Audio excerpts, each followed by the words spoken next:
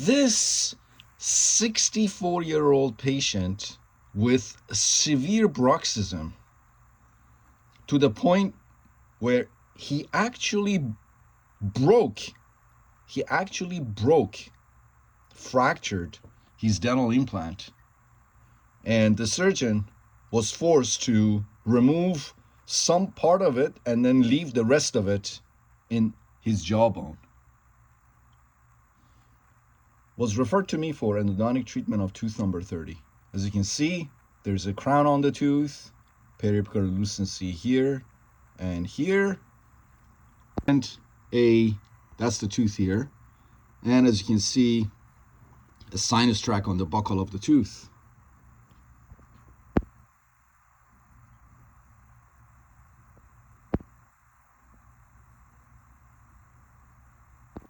Tooth probed 2 to 4 millimeters all around, surprisingly.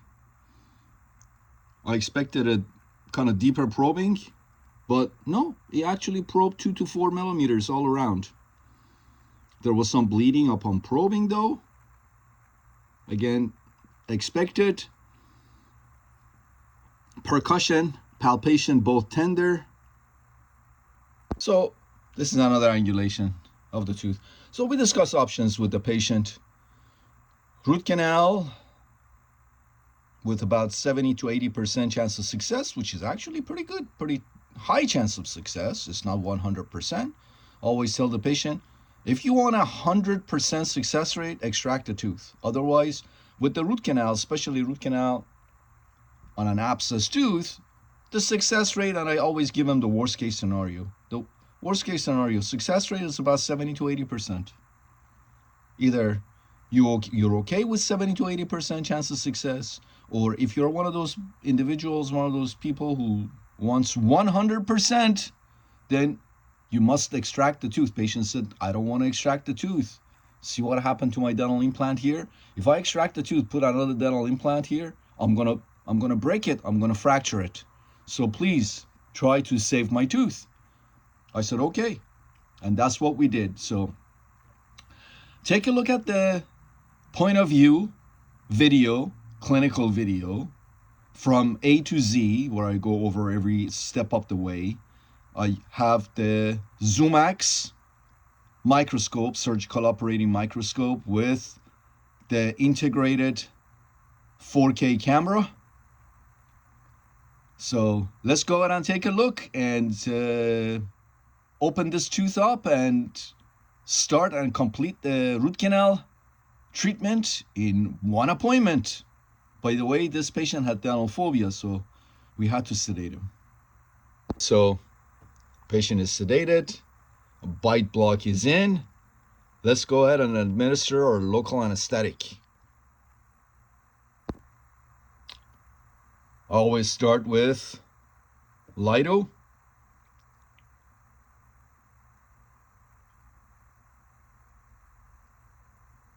Feel the anatomy. And I've made a few videos on how I give my blocks, so you can watch those videos also.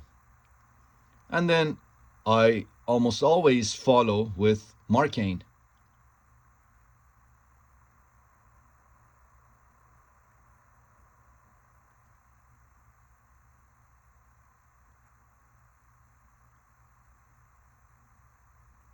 I'm hitting bone. I pull back a little bit, aspirate, and inject. All right, what's next? Of course, rubber dam. No rubber dam, no root canal. There's no debate. There's no, some endodontists don't believe in a rubber dam. Some endodontists believe in a rubber dam, or science is kind of unclear about the usage of a rubber dam. No, there is no such thing. Rubber dam is mandatory for endodontic treatment. Mandatory. Pathways of the pulp. Rubber dam is mandatory for endodontic treatment. All right, so clamp goes in.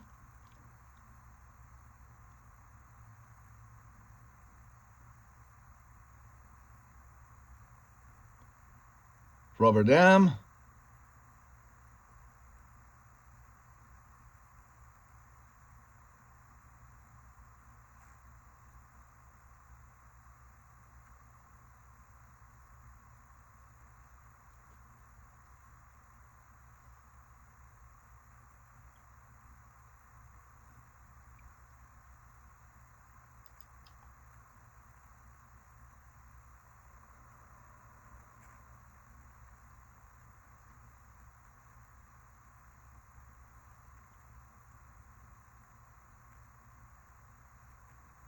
And we're wiping everything down. My assistant is with 70% isopropyl alcohol. And let's go ahead and get started. Go through this crown. Going through this porcelain crown. I start with a round diamond.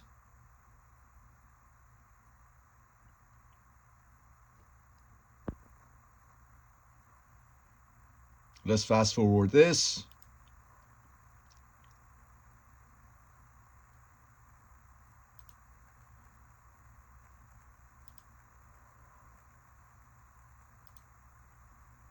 All right, then once I'm through the porcelain crown, then I will have my assistant give me the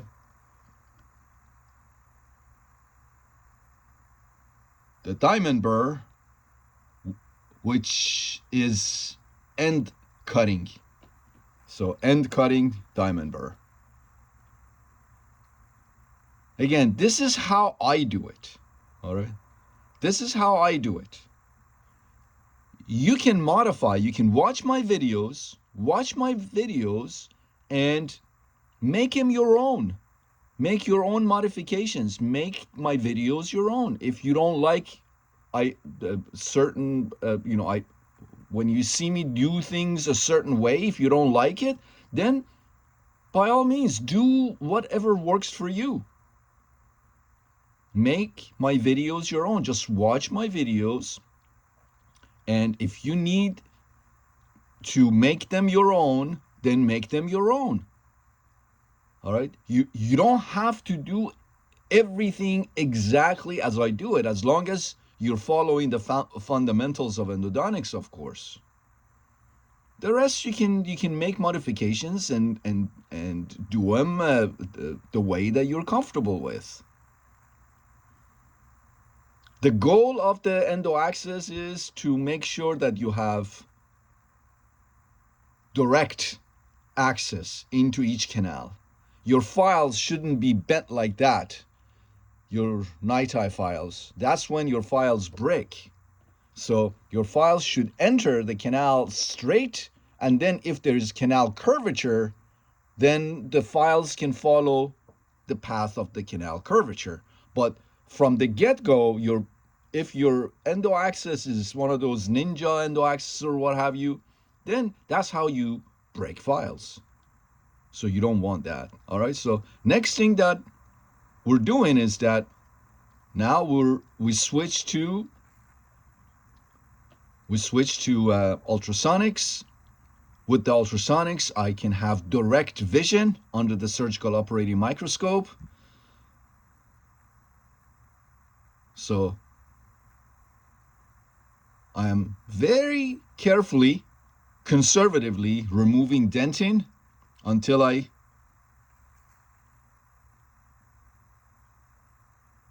reach the pulp chamber, which in this case, it wasn't a very, very large pulp chamber to begin with. And that's why it's important to use an apex locator. All right, so I need to go a little bit deeper. I started digging around a little bit with the ultrasonics and realized that I'm kind of far away. So now I can comfortably go ahead and use my diamond burr.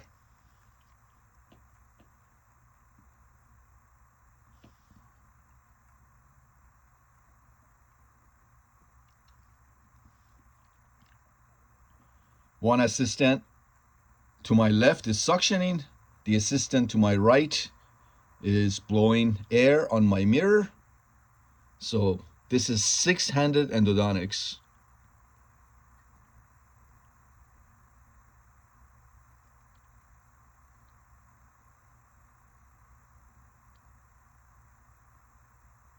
And again, as you can see with the diamond burr, I'm brushing away the dentin very gently, brushing away the dentin a little bit at a time. I don't just go zzz. I don't do that. Just brushing away the dentin. Okay, very slowly. As you can see, I'm taking my time. There is really no rush. Bad things happen when you rush. You need to take your time and do it properly.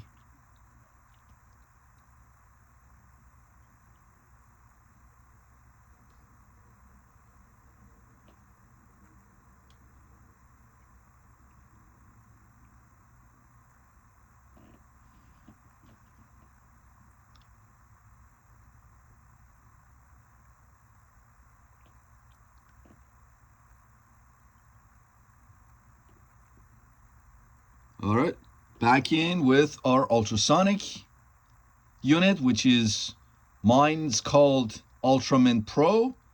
It's manufactured by 8 Teeth. Love this ultrasonic unit.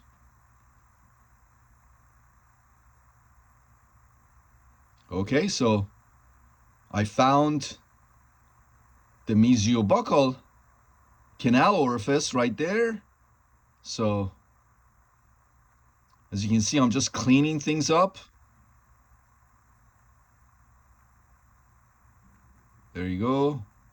Very, very gently, very slowly. No rush.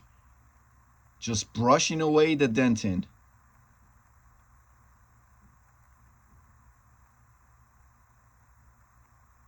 There you go. There you go. As you can see, there was pretty much no pulp chamber to fall into.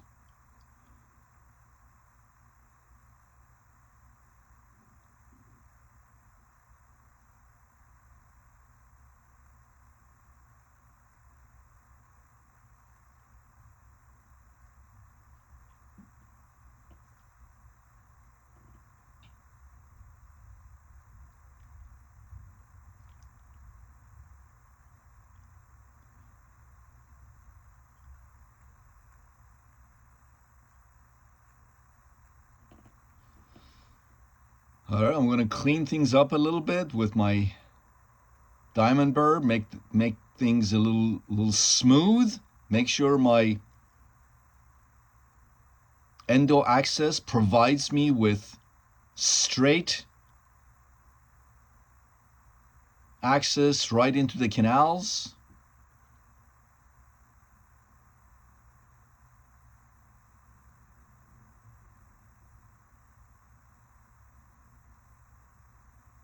As you can see, I put the rubber dam clamp on tooth number 31, and then I made my rubber dam sectional. That way I have plenty of access. I can get to tooth number 30 with no issues. I have plenty of room to go in and work on tooth number 30.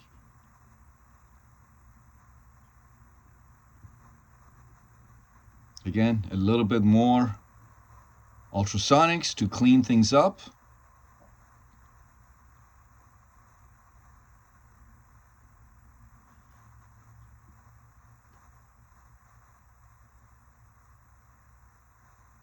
Endo without magnification, without a good ultrasonic unit is, for me, pretty much impossible. If I can't see, then I can't treat. If I don't have an ultrasonic unit and I only have a high-speed handpiece, it's like killing a fly on the wall with a sledgehammer.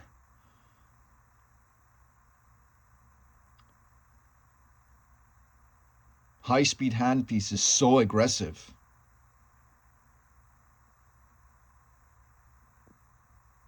You end up removing so much dentin unnecessarily if you just use a high-speed handpiece, or worse, perforate. Magnification is a must. You must have magnification. If you don't have a surgical operating microscope, the least you can have is good loops. And people keep asking me, what kind of loops should I buy? I don't know. I don't know your style. So my recommendation to you is contact your loops supplier company and ask them to bring over a few loops so you can test them out. You can try them. Don't buy the loops. Don't spend, I don't know, $2,000, $4,000 on a pair of loops and then end up not using them because they're uncomfortable, because they just don't suit your needs. All right, let's put a OHC file in the areas that I believe to be the orifices of the canals. Let's see if I can put some files in there. I attempted the mesiobuccal, the OHC file didn't go. But there you go. I found the mesiolingual now. The mesiolingual canal, I located.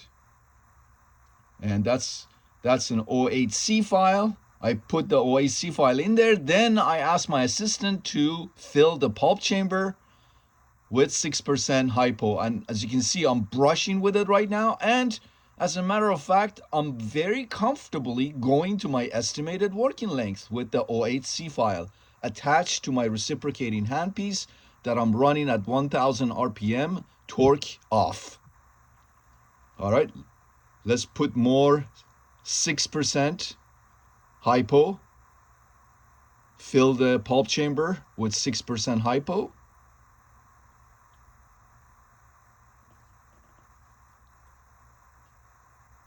Did you see what happened? My syringe was leaking from the hub. Was leaking hypo. Can you imagine if I didn't have a rubber dam on and the hypo leaked like that right into the patient's mouth, down their throat? That's another importance of having a rubber dam on, to protect the patient from mishaps like that. And of course, look at the view here. I don't have the tongue to worry about. I don't have the cheek to worry about and to fight. Look how nice and clean and dry the surgical field is. No blood, no saliva. And on top of that, nothing splashing back into our faces, myself and my assistants' faces as well, because everything is isolated. We don't have patients' blood and saliva and everything else just splashing back into our faces when we're using, for example, a high-speed handpiece. And of course, the other advantage is if I drop a file, it won't go down patient's throat. Patient won't aspirate it. And I posted a bunch of videos. I posted just today. Today is March 13th, and today I just posted a video covering the importance of using a rubber dam, why we use a rubber dam, the importance of using a rubber dam, why a rubber dam is mandatory.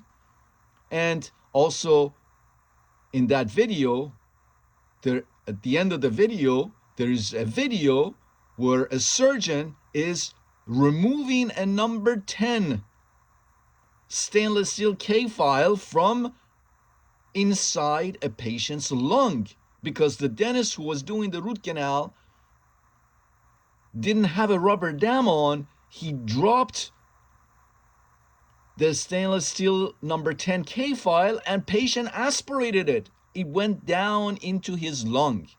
So they had to do an emergency surgery to remove that file from inside of the patient's lung. I posted that video, that surgical procedure that they had to do to remove the file from the patient's lung. So you don't want to be that dentist. Use a rubber dam. I don't know how many times I need to tell you guys this. No rubber dam, no root canal. All right, so OHC file in mesiobuccal canal now. And as you can see, I'm going to my estimated working length with it, brushing with it very comfortably, and also activating the hypo as I'm running the reciprocating handpiece at 1000 RPM. It also sonically activates the 6% hypo.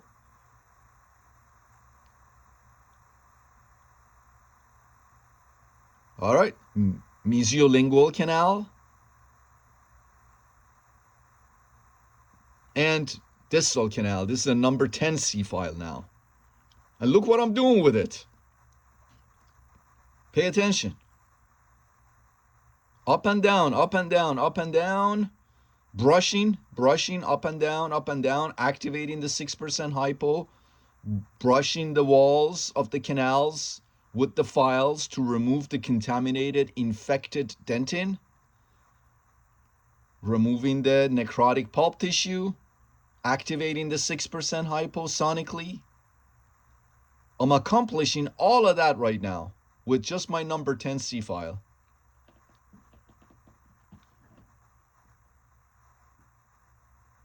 All right.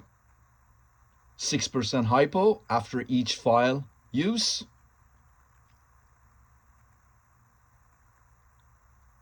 Had my assistant suction everything so I can inspect. My other assistant to the right is blowing a little bit of air into the pulp chamber. My assistant to my left always makes sure that there is no fluid, liquid sitting around the teeth. Always.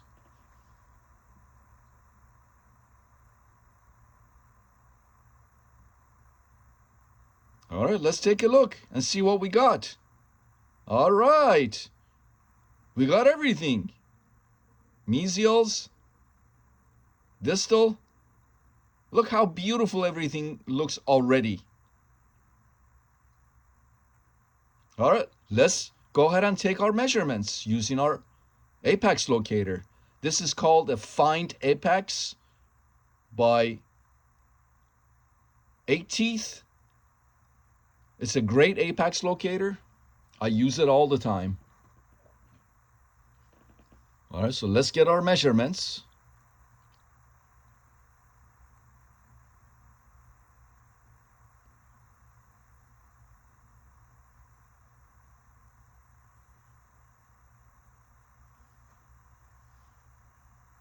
All right, very good. All right, I'm going to hand it over to my assistant to my right to read, and she will document the number. Let's go ahead and measure the mesiolingual canal now. And you can see I'm using a 25 millimeter C file, number 10 C file.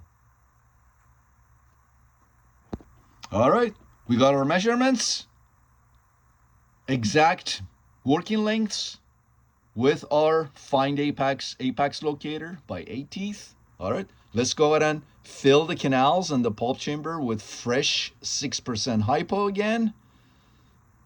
Pay attention to how I'm using the syringe and the irrigation needle. Irrigation needle is side vented. I don't allow it to bind to canal walls. Minimal pressure on the plunger. All right, let's go to our number 15 C file right now that we got our working lengths. Working lengths are 21 millimeters. So this is a 21 millimeter number 15 C file. Again, pay attention to how I'm using it. Up and down, brushing motion. Mesiobuccal is done. Up and down, brushing motion away from the furcation towards the line angles. Mesiobuccal line angle, mesiolingual line angle. And when I'm in the distal canal, towards the distal buccal and distal lingual and distal line angles. All right, brush, activate the 6% hyposonically. Also remove the infected, the contaminated dentin from canal walls.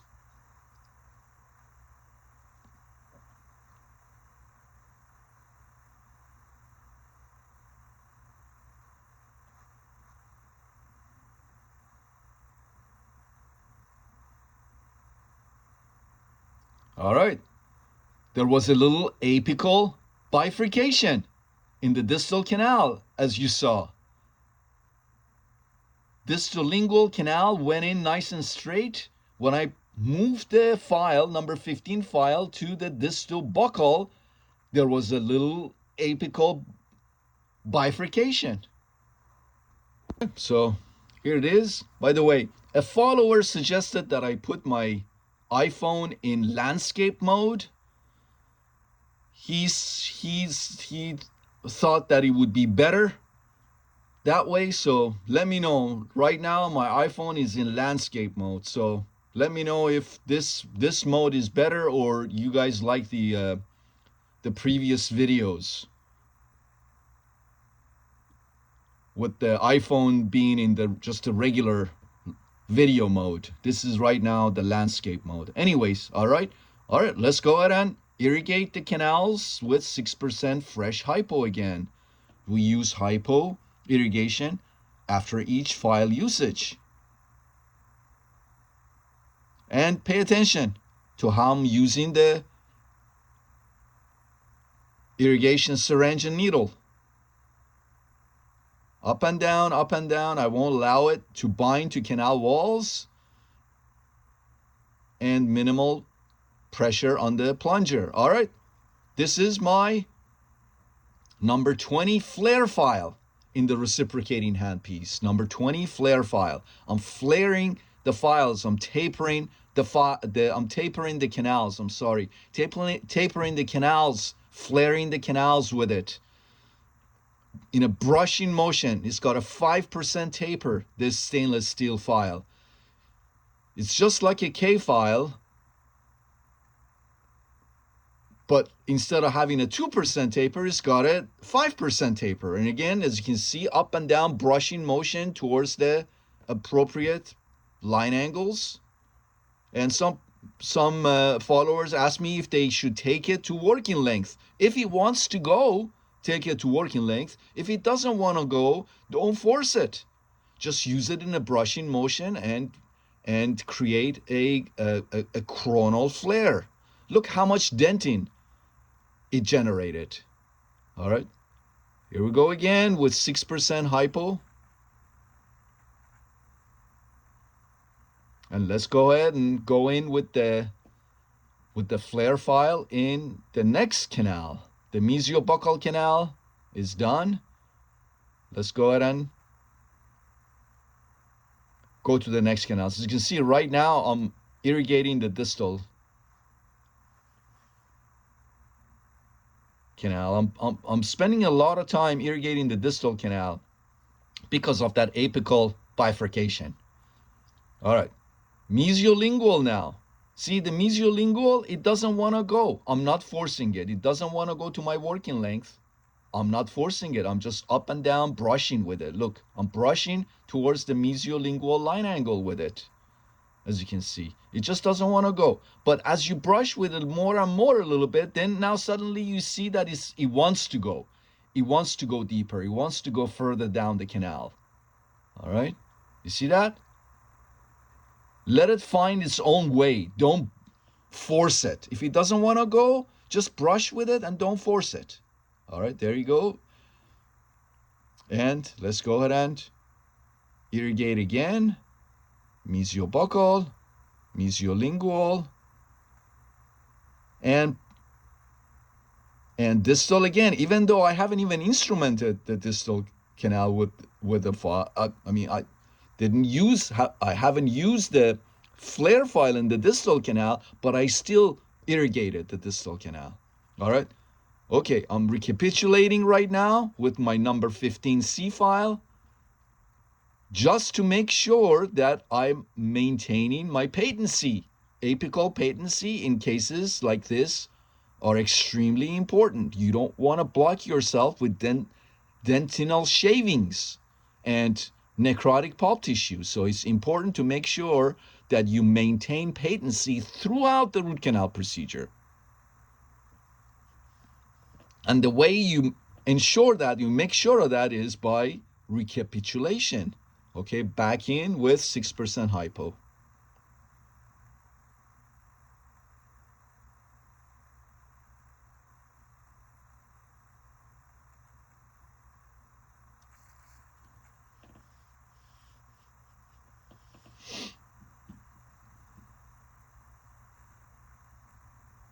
All right.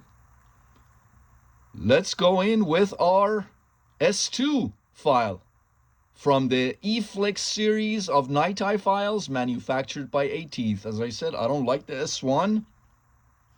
The S1, the apical few millimeters, is very thin, very flimsy. I'm brushing with the S2. I'm in the mesiobuccal canal right now, brushing with it. As you can see, brush, brush, brush. I'm not forcing it. I'm not forcing it apically. I'm just brushing with it. As you can see, up and down. And look how much dentin it generated. The flutes were filled with dentinal shavings. All right. So mesiolingual, the same thing. Brush, brush, brush. Don't force it. Don't let it bind. If it binds, it's going to break. So just brush with it, up and down, brush with it. Away from the danger zone, which is the furcation here, towards the line angles. And again, you saw how much dentin we removed. This is all infected, contaminated dentin that we're removing from the canal walls, off of the canal walls. Infected dentin means there is necrotic pulp tissue and bacteria within the tubules of these canals that by shaving these canal walls, we're removing the contaminated dentin and bacteria, basically, from within the canal walls, the dentinal tubules within the walls of the canal. Again, back in with my number 15C file, recapitulating, making sure that I am maintaining apical patency. Look at that. I'm activating the 6% hypo as well. Activating the 6% hypo sonically and making sure that I'm maintaining my apical patency. Recapitulation is basically whatever your working length is, add 0.5 millimeter to it. So you go 0.5 millimeter, about 0.5 millimeter deeper than your working length. That ensures apical patency. You don't want to go any further than that, really. That's when you start damaging the periapical tissue, periapical area, and sometimes you cause bleeding. And now you have to manage the bleeding. You don't want to do that. Again, back in with 6% hypo. Let's take a look. Look how beautiful and clean everything looks. Look at that. Gorgeous. You can eat off of this tooth.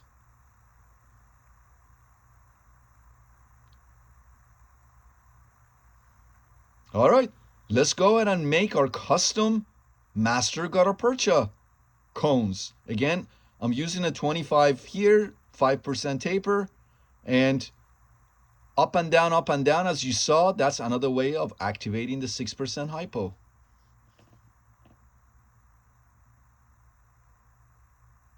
Mesiolingual canal now. Again, up and down, up and down, up and down.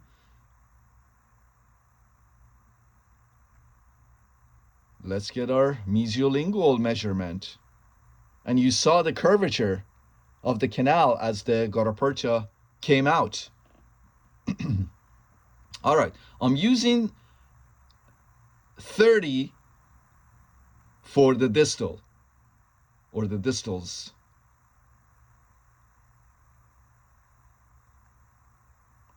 All right, it kind of bent the apical millimeter or two of the number 30. So I'm going to number 35 now, gutta percha. Let's get the measurement on that. Let's see if the 35 fits better.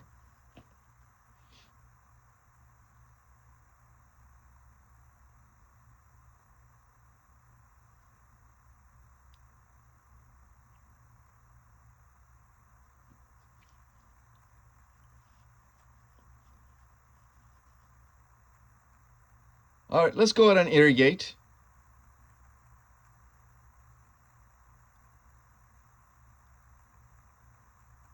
You want fresh hypo in the canals. Always. The hypo needs to be refreshened.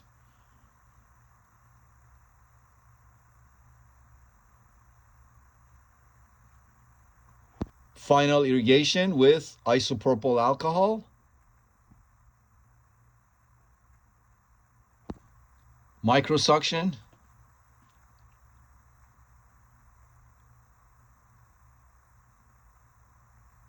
I'm trying to make sure that I'm not missing any canals.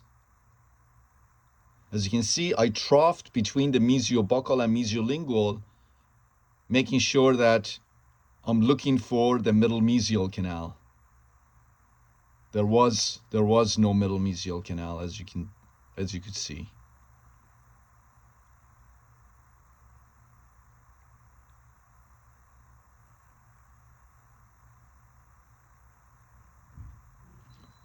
I want to clean things up a little bit more. I'm going to make sure that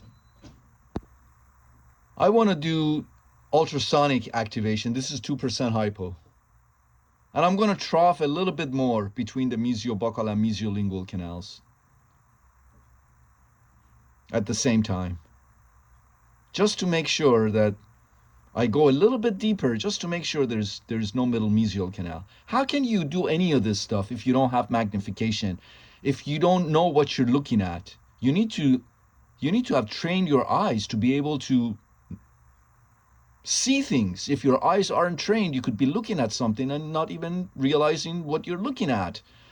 How can you do proper endodontics without magnification? How can you do proper endodontics without ultrasonics?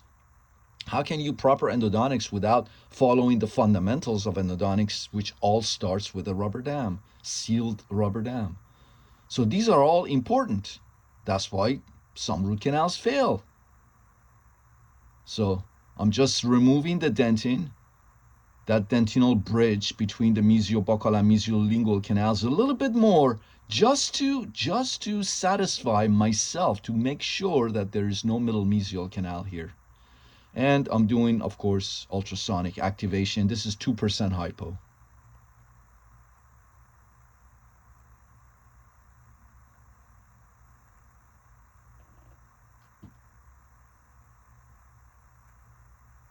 Just very gently. All right.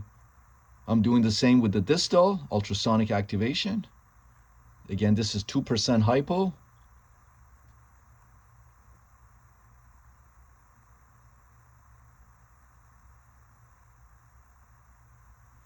Ultramin Pro by 8 Teeth, the name of the ultrasonic unit. And I believe the tip is P3S tip. Correct me if I'm wrong. All right, very nice. I'm satisfied. There's no middle mesial canal. Let's go back in. Use our microsuction.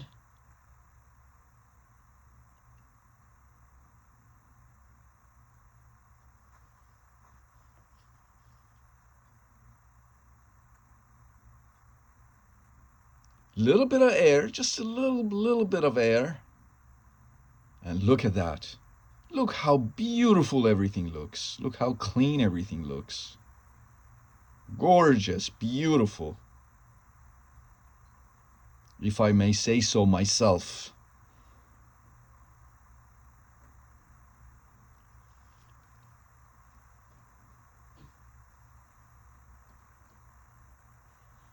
I'm still looking at the distal canal, as you can see.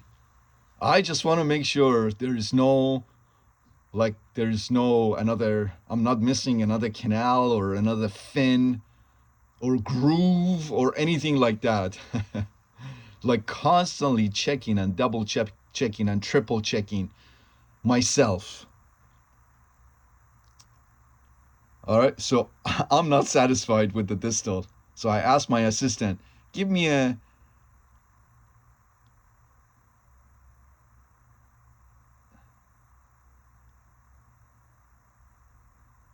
file. I believe this is a number 15C file. Yes, number 15C file. I asked my assistant, give me a number 15C file. I'm gonna pre-curve it. And I want to see if I get a catch. If I get a catch, that there was a little fin in the distal canal, and this fin or groove, sometimes, of course, not sometimes, this fin and groove harbors necrotic tissue and microorganisms. So I just wanted to make sure that I got that fin, I got that groove cleaned up. All right, so I'm going to go back in with 6% hypo. Irrigate the heck out of that distal canal again. And mesials, of course, as well, while we're at it, because some of the debris, while I was instrumenting the distal, some of the debris could have gotten inside of the mesial canals. All right, microsuction.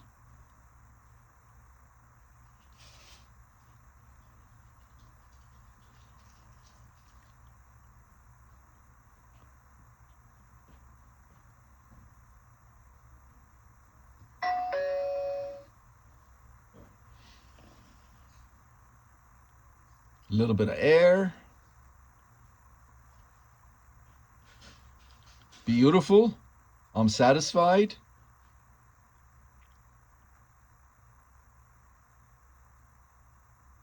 All right. Sterile paper points taken to working lengths. Taken out, inspected to make sure there's no oozing, there's no blood, there's no pus. These are sterile paper points.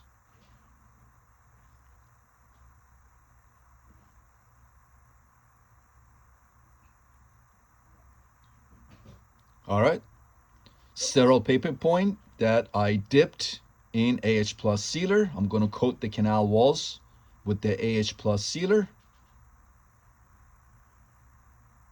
Just like that. Distal now.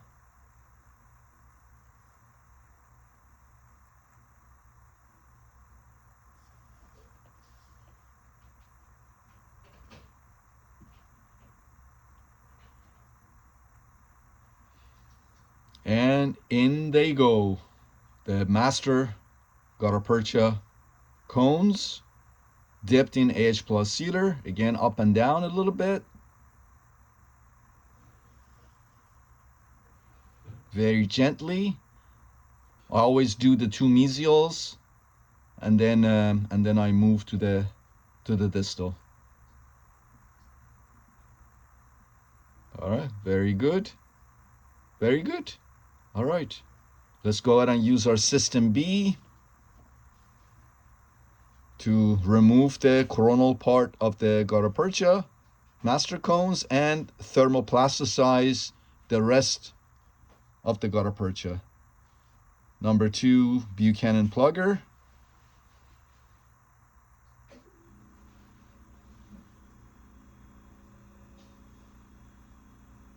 Apical pressure, hold for a few seconds. That way, when the thermoplasticized Garapercha wants to expand, as it cools down, when there's apical pressure on it, it cannot expand coronally, it has to expand laterally. And that's how you obturate three-dimensionally. That's how you obturate the lateral canals and complexities.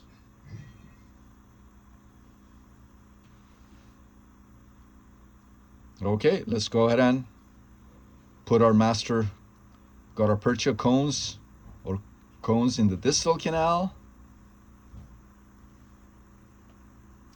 Number 35.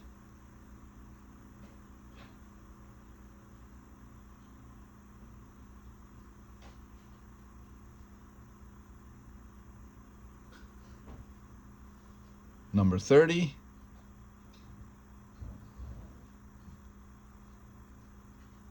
And let's go ahead and remove the coronal part with our system B and thermoplasticize the rest. Number 2, Buchanan plugger, apical pressure, hold for a few seconds.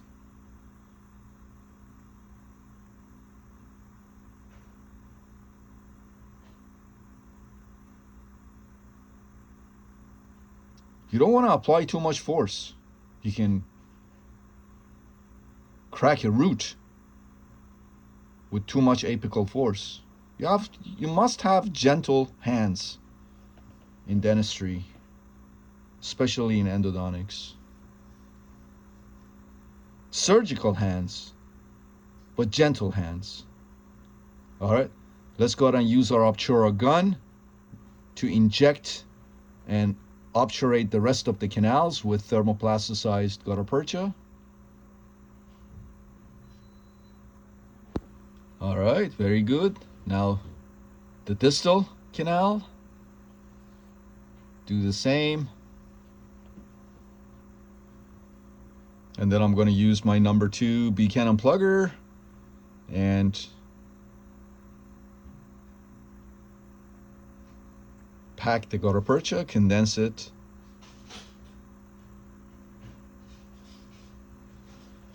And we're basically done. We're done. So now the next thing I'm going to do is a cotton pellet soaked in 70% isopropyl alcohol to clean the pulp chamber, remove all the extra gutta percha and sealer. Then sterile sponge goes in, cavite goes in, and that's it. We are done. Then my assistants will clean the patient up and take some post-op PAs. All right, let's go ahead and clean the pulp chamber and the walls with 70% isopropyl alcohol.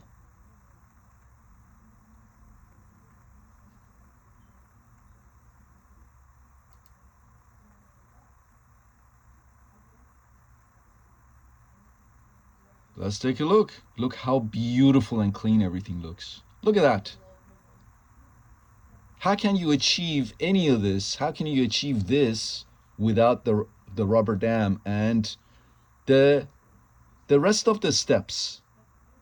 The following the fundamentals of endodontics. There's no way you can achieve this level of success, this level of process without a rubber dam and following and adhering to the fundamentals of endodontics. Okay, so cavite goes in.